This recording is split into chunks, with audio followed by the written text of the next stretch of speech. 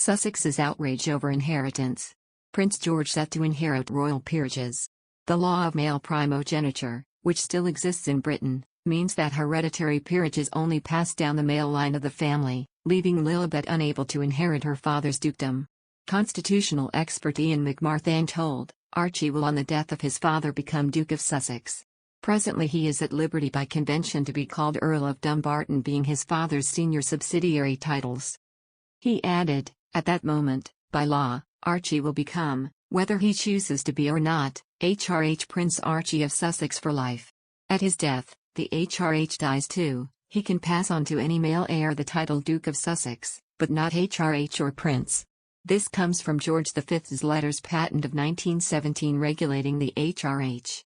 Meanwhile, as heir to the throne, Prince George will automatically become the Duke of Cornwall when William becomes king. His sister Princess Charlotte, however, is unlikely to inherit a duchess title unless she is granted one by the presiding monarch upon her marriage.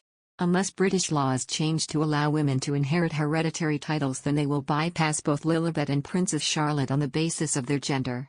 The Cambridges have jetted off on a half-term break.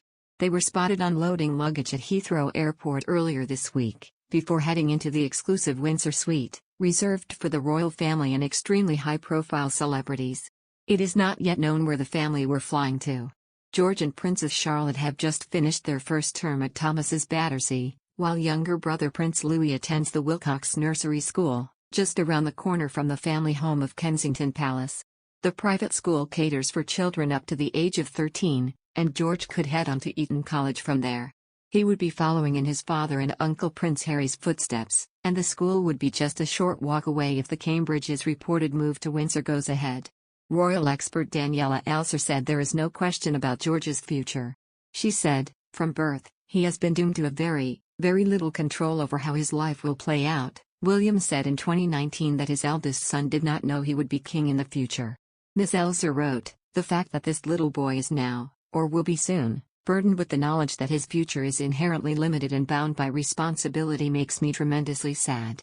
George, Ms. Elser claimed, will have to obediently follow the path of his father and grandfather before him, university, a spell in the military, and then decades of dutifully biding his time to assume a job he might not want and no one ever consulted him about. George stole the show at Wembley this summer as he watched England beat Germany in the Euro 2020 round of 16 alongside his parents. He delighted football fans across the nation in the final two, as he jubilantly cheered the Three Lions taking an early lead against Italy. Twitter user @Alexa_Mro wrote, Prince George is living his best life. George will one day become commander of the armed force, head of the Church of England and the titular head of government of 53 countries, totaling 2.4 billion people. The personal consequences of such responsibility, and of his destiny to be king, will be immense. Ms. Elser said, his every relationship will become tabloid fodder, and finding a true partner happy to live with such scrutiny, and to spend so much time curtsying and unveiling plaques, will be a challenge.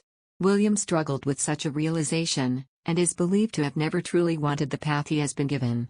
Andrew Morton, in William and Catherine, Their Lives, Their Wedding, recalled the young William saying he would like to be a policeman when he grew up, and younger brother Harry responded, you can't, you have to be king.